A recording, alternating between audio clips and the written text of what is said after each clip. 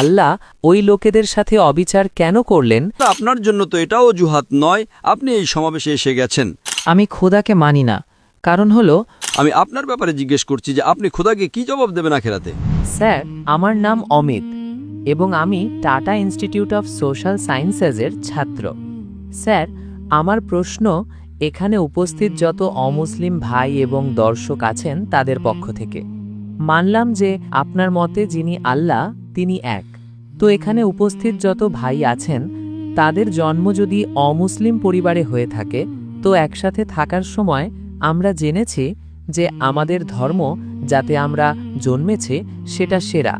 তো তাহলে আল্লাহ আমাদের সাথে এমন অবিচার বা ওই লোকেদের সাথে অবিচার কেন করলেন যাদের অন্য ধর্মে জন্ম হয়েছে? ভাই সাহেব, আপনার নাম কি? অমিত। অমিত ভাই খুব ভালো প্রশ্ন করেছেন যে এখানে অধিকাংশ লোক অমুসলিম পরিবারে জন্মেছে, তাহলে এটা কি অবিচার নয়? যারা মুসলিম পরিবারে জন্মেছে তারা ইসলাম ধর্ম পেয়েছে, আমরা অমুসলিম পরিবারে জন্মেছি, আমরা ইসলাম পাইনি, তো এটা অবিচার নয় কি? আর আপনারা আখিরাতে আল্লাহ তাআলার কাছে প্রশ্ন তুলতে পারেন, এটা কেমন বিচার? এজন্য আল্লাহ সুবহানাহু ওয়া তাআলা বলেছেন, প্রত্যেক মুসলমানের কর্তব্য হলো সে অন্যদের কাছে নিজের দ্বীন প্রচার করবে, প্রত্যেক মুসলমানের ফরজ। এজন্য আল্লাহ তাআলা বলেন সূরা ইমরানে সূরা নম্বর 3 আয়াত নম্বর 110-এ, কুনতুম খায়রা উম্মাতিন উখরিজাত লিন-নাস তা'মিরুনা বিল মা'রুফি ওয়া তানহাউনা আনিল মুনকার, যে আপনারা মানুষদের মধ্যে সবচেয়ে সেরা জাতি, কারণ আপনারা মানুষদেরকে সত্যের দিকে ডাকেন এবং মন্দ কাজে বাধা দেন।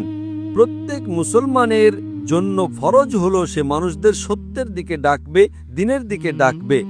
কিন্তু মুসলমানরা দাওয়াত দিক বা না দিক, আল্লাহ তাআলা বলেন সূরা ফুসসিলাতে সূরা নম্বর 4 আয়াত নম্বর 53-তে 53-তে, সানুরিহিম আয়াতিনা ফিল আফাকি ওয়া ফি আনফুসিহিম হাত্তা ইয়াতাবায়্যানা আন্নাহু হক।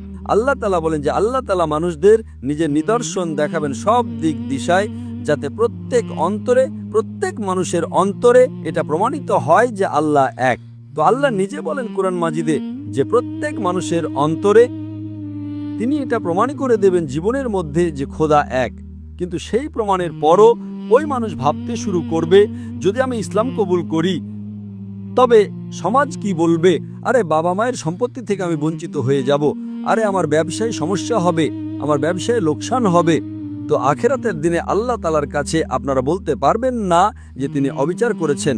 আল্লাহ তাআলা নিজে প্রত্যেক মানুষের অন্তরে এটা ঢেলে দেবেন যে খোদা এক। আর আপনার জন্য তো এটাও অজুহাত নয়, আপনি এই সমাবেশে এসে গেছেন, আমার জবান থেকে শুনে ফেলেছেন যে আল্লাহ এক, আল্লাহ ছাড়া কোনো উপাস্য নেই। আপনাকে আখিরাতের দিনে একটু অভিযোগ রাখার সুযোগ নেই আল্লাহর কাছে। আল্লাহ তাআলা আপনাকে জিজ্ঞেস করবেন যে আপনি যখন জাকির ভাইয়ের লেকচারে গিয়েছিলেন, জাকির পরিষ্কার প্রমাণ করে দিয়েছে যে খোদা এক, শুধু কোরআন থেকে নয়, বেদ থেকে প্রমাণ করেছে, উপনিষদ থেকে প্রমাণ করেছে, বাইবেল থেকে প্রমাণ করেছে, তবুও আপনি কেন আল্লাহকে মানেননি? তখন আপনি কি জবাব দেবেন? বাকি অমুসলিমদের তো পরে দেখে নেব, আমি আপনার ব্যাপারে জিজ্ঞেস করছি যে আপনি খোদাকে কি জবাব দেবেন আখিরাতে?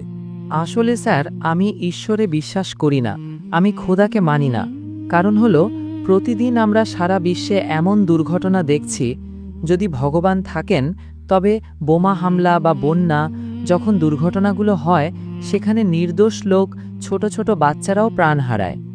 যদি আল্লাহ সত্যিই থাকেন তবে যারা নির্দোষ ওই লোকগুলো কেন মারা যায়? যারা ছোট বাচ্চা তাদের মৃত্যু কেন হয়? ভাই সাহেবের প্রশ্ন হলো যে তিনি খোদায় বিশ্বাস করেন না, কারণ যদি খোদা থাকেন তবে নির্দোষদের মৃত্যু কেন হয়, বাচ্চারা কেন মারা যায়?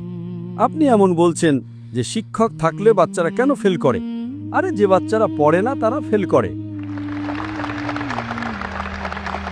ডাক্তার থাকলে লোক কেন মরে? কারণ আল্লাহ সুবহানাহু ওয়া তাআলা বলেন কোরআন মাজিদে যে আমি তোমাদের সন্তান, তোমাদের স্ত্রী, তোমাদের সম্পদকে একটি ফিতনা হিসেবে সৃষ্টি করেছেন। ফিতনা মানে আপনার জন্য পরীক্ষা, একটা পরীক্ষা যে যদি আপনার বাচ্চারা মারা যায় তবুও আপনার সেই ঈশ্বরের উপর ভরসা আছে কি না। যদি কোনো বাচ্চা মারা যায় বোমা ব্লাস্টে, সে জাহান্নামে যায় না, বাচ্চারা মৃত্যুর পর জান্নাতে যায়। আল্লাহ তাআলা আপনার পরীক্ষা নিচ্ছেন, তার বাবা মায়ের পরীক্ষা নিচ্ছেন যে বাচ্চা মারা যাওয়ার পরেও তবুও আপনার ঈশ্বরের উপর ভরসা আছে কি না। আর ঈশ্বর সম্পর্কে এটা জানতে আপনি আমার লেকচার শুনুন, কোরআন কি খোদার বাণী। ইনশাআল্লাহ যদি খোলা মনের লেকচার শোনেন, ইনশাআল্লাহ আপনার বিশ্বাস হবে যে খোদা এক এবং শেষ বাণী হলো কোরআন মাজিদ।